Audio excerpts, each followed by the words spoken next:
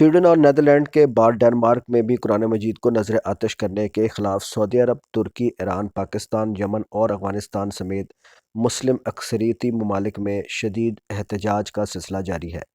دوہری شہریت کے حامل اسلام مخالف سیاستدان راسمس پالوڈن نے پہلے ڈنمارک کے دارالحکومت کوپن ہیگن میں مسجد کے قریب پھر ترک سفارتخانے کے باہر قرآن مجید کی جس طرح بے حرمتی کی، اس پر دفتر خارجہ نے شدید الفاظ میں مذمت کرتے ہوئے کہا ہے کہ اس غیر اخلاقی اور ناقابل قبول عمل کے بار بار دہرائے جانے سے دنیا بھر کے مسلمانوں کے ذہنوں میں یہ سوچ بڑھتی ہے کہ مذہبی منافرت پھیلانے اور تشدد پر اکسانے کے لیے آزادی اظہار رائے کا غلط استعمال کیا جا رہا ہے۔ ایرانی وزیر خارجہ حسین امیر اور ترک حکومت نے بھی اس افسوسناک واقعے پر اپنا بھرپور احتجاج ریکارڈ کروایا ہے۔ ڈنمارک کے وزیر خارجہ لارس لوک راسموسن نے سفیر کے طلب کیے جانے کی تصدیق کرتے ہوئے کہا ہے کہ کوپن ہیگن کے انقرہ کے ساتھ بہترین تعلقات ہیں اور اس بڑے سانحے سے سفارتی تعلقات میں تاحال کوئی کشیدگی نہیں آئی۔ گزشتہ برس یوکرین اور روس کے درمیان جنگ شروع ہونے کے بعد سے سویڈن اور فن لینڈ نیٹو کی رکنیت حاصل کرنے کے لیے تگ و دو میں مصروف ہے، لیکن گزشتہ دنوں اسٹاک ہوم میں قرآن مجید کے ایک نسخے کو نذر آتش کیے جانے کے بعد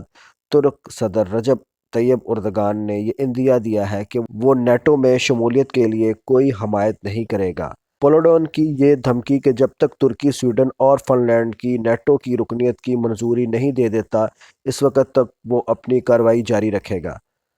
اس سے حالات مزید کشیدگی کی طرف مائل ہوتے دکھائی دے رہے ہیں۔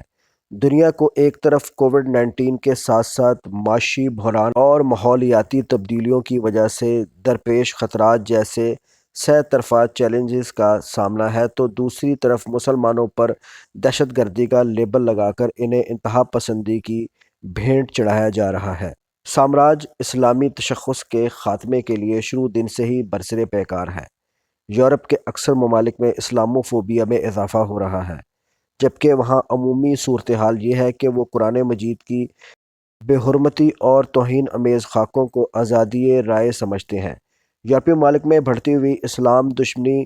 میں خوفناک اضافہ باعث تشویش ہے۔ جرمنی، برطانیہ اور ہالینڈ جیسے بیشتر ممالک میں دائیں بازو کی بنیاد پرست سیاسی جماعتیں نفرت آمیز بیانات اور مظاہروں کے باعث اس وقت موضوع بحث ہیں، جن کی وجہ سے بالخصوص مسلمان پناہ گزین شکار بن رہے ہیں۔ اس کا بخوبی اندازہ بین الاقوامی تنظیم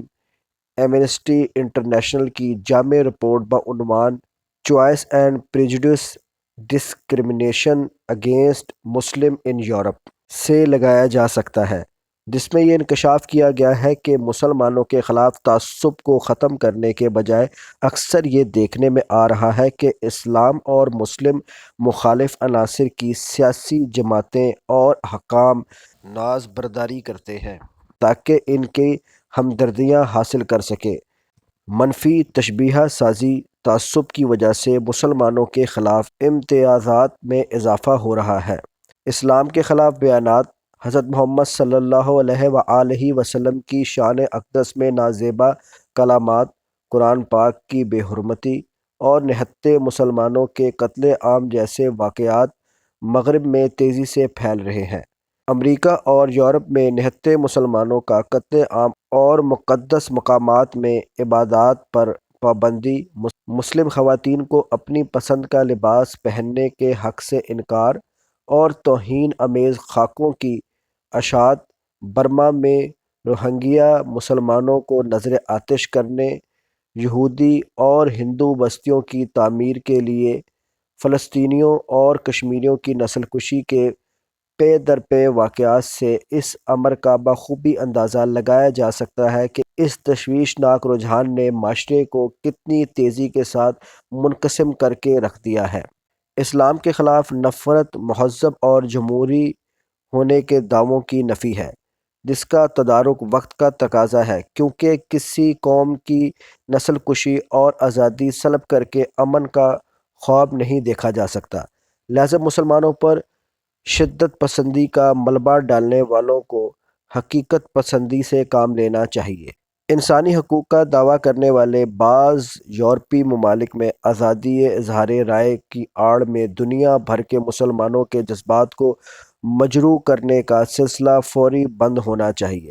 اس میں بھی کوئی دو رائے نہیں ہے کہ نسلی امتیاز اور اخلاقی اقدار کے فقدان کی وجہ سے ہی 9/11 کے بعد صرف برطانیہ میں 1 لاکھ لوگ مسلمان ہوئے۔ ویلز یونیورسٹی کے محقق کیون بروس کے مطابق ہر سال 5200 افراد دائرہ اسلام میں داخل ہو رہے ہیں۔ انگلینڈ میں تقریباً 7.5 ملین، فرانس میں 5 ملین، جرمنی میں 4 ملین سے زائد مسلمان موجود ہیں۔ ان بڑے ممالک کے علاوہ Spain, Italy, Denmark, Norway, Holland, یونان وغیرہ میں بھی مسلمان موجود ہیں، جن میں سے اکثر پاکستان، بھارت، بنگلہ دیش سے تعلق رکھتے ہیں۔ اسلام آج امریکہ و برطانیہ سمیت پورے یورپ میں بڑے زور و شور سے پھیل رہا ہے۔ جس طرح لوگ قرآنی تعلیمات، حقائق، سچائی اور دلائل پر مبنی ریسرچ اور تحقیق کے بعد اسلام قبول کر رہے ہیں، لہٰذا اب ان کروڑوں مسلمانوں کے تحفظ کے لیے مشترکہ لاہ عمل طے کرنا ہوگا۔ سابق وزیر اعظم پاکستان عمران خان نے خطے میں امن کو لاحق خطرات کی نشاندہی کرتے ہوئے ایک نئی عالمی جنگ روکنے کے لیے اقدامات اٹھانے کا جو اشارہ کیا ہے، اس پر اقوام عالم کو سنجیدگی سے غور کرتے ہوئے فوری مؤثر اقدامات اٹھانے چاہیے، کیونکہ اس کے بغیر پائیدار امن کا حصول ناممکن ہے۔ مسلم ممالک کو بھی چاہیے کہ وہ اسلام کے بارے میں پیدا کی گئی غلط فہمیوں کو دور کرنے کے لیے مؤثر اور فعال پلیٹ فارم پر جدوجہد کریں۔ عالم اسلام سویڈن حکومت سے توقع رکھتا ہے کہ وہ ایسے اسلام دشمن اقدامات روکنے کے لیے عملی قدم اٹھاتے ہوئے اس مذموم کارروائی میں ملوث عناصر کو کیفر کردار تک پہنچائیں گے۔ اسلاموفوبیا جیسے خوفناک رجحان کا صرف یکجہتی سے ہی مقابلہ کیا جا سکتا ہے۔ قرآن مجید کی بے حرمتی سنگین دہشت گردی ہے، لہٰذا اقوام متحدہ کو چاہیے کہ خطے میں پائیدار امن کے لیے اس کا فوری نوٹس لے۔